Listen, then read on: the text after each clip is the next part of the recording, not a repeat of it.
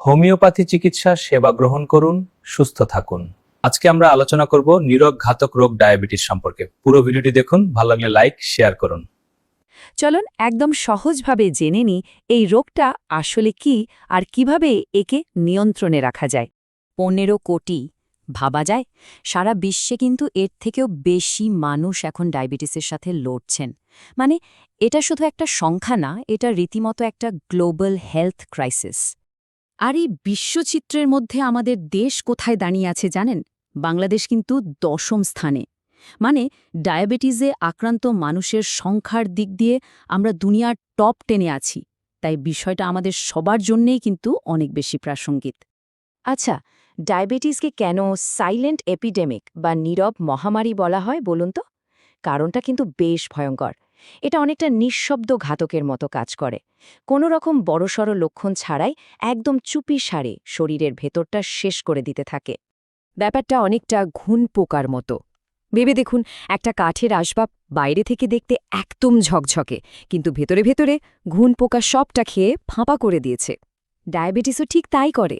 বাইরে থেকে হয়তো কিছুই বোঝা যায় না, কিন্তু ভেতরে ভেতরে শরীরের গুরুত্বপূর্ণ অঙ্গগুলোর ক্ষতি হতেই থাকে, একদম নীরবে।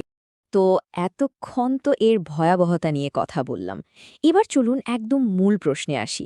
এই যে ডায়াবেটিস বলছি, জিনিসটা আসলে কি?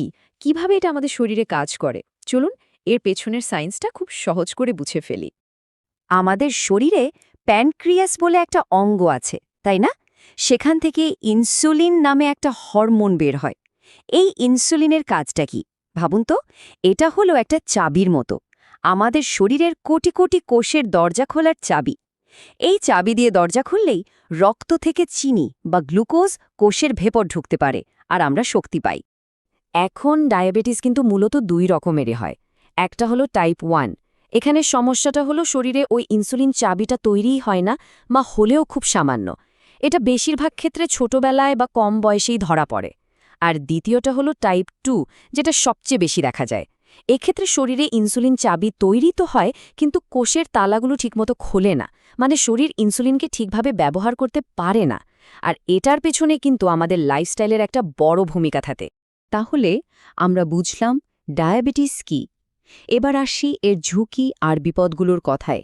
মানে কাদের ডায়াবেটিস হওয়ার সম্ভাবনা বেশি, আর যদি এটাকে কন্ট্রোল না করা হয় তাহলে ভবিষ্যতে কি কি ভয়ঙ্কর বিপদ হতে পারে। দেখুন, ঝুঁকির কারণগুলো কিন্তু খুব পরিচিত। যেমন ধরুন, ওজন বেশি থাকা মানে ওবেসিটি, ফ্যামিলিতে মানে বাবা মা বা ভাই বোনের ডায়াবেটিস থাকা, high blood pressure, high cholesterol, আর ওই যে কোনো রকম শরীরচর্চা না করে বসে বসে দিন কাটানো। আরেকটা ইন্টারেস্টিং ব্যাপার হলো, আমরা যারা দক্ষিণ পূর্ব এশিয়ার মানুষ, আমাদের জেনেটিক্যালি কিন্তু ডায়াবেটিসের ঝুঁকি অন্যদের চেয়ে একটু বেশি। তো আসল সমস্যাটা কোথায় হয় জানেন? যখন রক্তে সুগারের মাত্রাটা অনেক দিন ধরে বেশি থাকে, কন্ট্রোলের বাইরে, তখন এটা আমাদের সারা শরীরের যে ব্লাড ভেসেল বা রক্তনালী আছে সেইগুলোকে ভেতর থেকে ড্যামেজ করতে শুরু করে। আর সব বড় বড় সমস্যা শুরু কিন্তু এইখান থেকেই।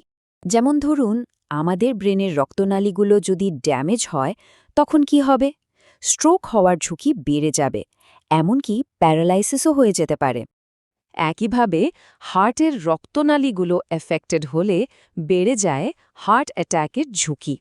আর এটা ডায়াবেটিসের সবচেয়ে কমন আর মারাত্মক জটিলতাগুলোর একটা। এখানেই শেষ না, কিডনির ওপর এর প্রভাব তো মারাত্মক।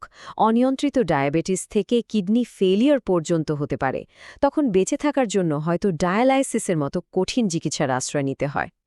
আর চোখ, হ্যাঁ, চোখের সূক্ষ্ম রক্তনালীগুলোও ক্ষতিগ্রস্ত হয়, যার ফলে ধীরে ধীরে দৃষ্টিশক্তি কমে যেতে পারে, এমনকি শেষ পর্যন্ত মানুষ অন্ধও হয়ে যেতে পারে। ভাবুন কতটা বিধ্বংসী হতে পারে এই নীরব রোগটা। এত সব বিপদের কথা শুনে ভয় পাওয়ার কিছু নেই, কারণ সবচেয়ে ভালো খবরটা হলো এর সমাধান কিন্তু আমাদের নিজেদের হাতেই আছে। হ্যাঁ, আমরা চাইলেই একে প্রতিরোধ করতে পারি। চলুন এবার সেই উপায়গুলোই জেনে নেওয়া যাক। সবার আগে যেটাকে ঠিক করতে হবে সেটা হলো আমাদের খাবার প্লেট। কি কি বাদ দিতে হবে? লিস্টটা কিন্তু আমাদের সবারই চেনা। বার্গার, ফ্রাইড চিকেনের মতো ফাস্ট ফুড, সব ধরনের মিষ্টি ড্রিঙ্কস, আইসক্রিম, চিপস, চকলেটের মতো প্যাকেটের খাবার। এগুলোকে যতটা সম্ভব জীবন থেকে দূরে রাখতে হবে। আচ্ছা, তাহলে খাবোটা কি? এর জন্য একটা দারুণ সহজ নিয়ম আছে। একে বলে ডায়াবেটিক প্লেট মডেল। ব্যাপারটা খুব সিম্পল। নিজের খাওয়ার প্লেটটাকে মনে মনে 4 ভাগ করুন। এর অর্ধেক মানে 2 ভাগ ভরিয়ে দিন সবজি আর সালাদ দিয়ে। বাকি 2 ভাগের 1 ভাগে থাকবে মাছ বা মাংসের মতো প্রোটিন, আর একদম শেষ ভাগে থাকবে অল্প পরিমাণে ভাত বা রুটি। ব্যাস, হয়ে গেল একটা পারফেক্ট ব্যালেন্সড মিল। তবে এখানে একটা চিন্তার বিষয় আছে, যেটা আমাদের পরের প্রজন্মকে নিয়ে। আজকালকার বাচ্চারা দেখুন ভিডিও গেম আর ফাস্ট ফুডের জগতে বড় হচ্ছে। এর ফলে চাইল্ডহুড ওবেসিটি বা শিশুদের মধ্যে মোটা হয়ে যাওয়ার প্রবণতা বাড়ছে। আর এর সরাসরি ফল কি হচ্ছে? একটা পুরো জেনারেশন তৈরি হচ্ছে যারা খুব কম বয়সেই টাইপ 2 ডায়াবেটিসের ঝুঁকিতে পড়ে যাচ্ছে। তাহলে পুরো আলোচনাটাকে যদি আমরা 2 পয়েন্টে নিয়ে আসি, তাহলে কি দাঁড়ায়? একটা ব্যালেন্সড ডায়েট, ওই যে প্লেট মডেলের কথা বললাম সেটা মেনে চলা।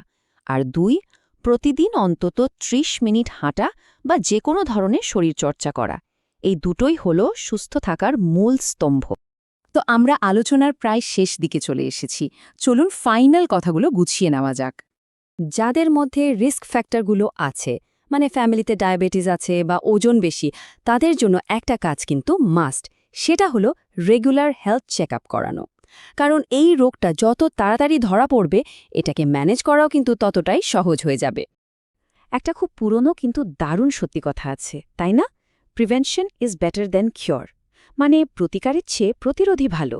অসুখ হওয়ার পরে তার চিকিৎসা করার থেকে অসুখটা যাতে হতেই না পারে সেই চেষ্টা করাটাই তো আসল বুদ্ধির কাজ। আর এর জন্য কিন্তু বিশাল কিছু করার দরকার নেই। লাইফস্টাইলে খুব ছোট ছোট কিছু পরিবর্তন আনলেই হবে। রোজকার খাবারে একটুখানি বদল আর রোজ একটুখানি হাঁটা, এই ছোট ছোট আর ধারাবাহিক চেষ্টাই কিন্তু ডায়াবেটিসকে দূরে রাখার জন্য যথেষ্ট। তো আজকের আলোচনা শেষ করার আগে একটা প্রশ্ন রেখে যাই সবার জন্য। নিজেদের স্বাস্থ্যকে ভালো রাখার জন্য আজ আমরা কোন একটা ছোট পদক্ষেপ নিতে পারি? উত্তরটা কিন্তু আমাদের সবার নিজের কাছেই। সবাই সুস্থ থাকবেন।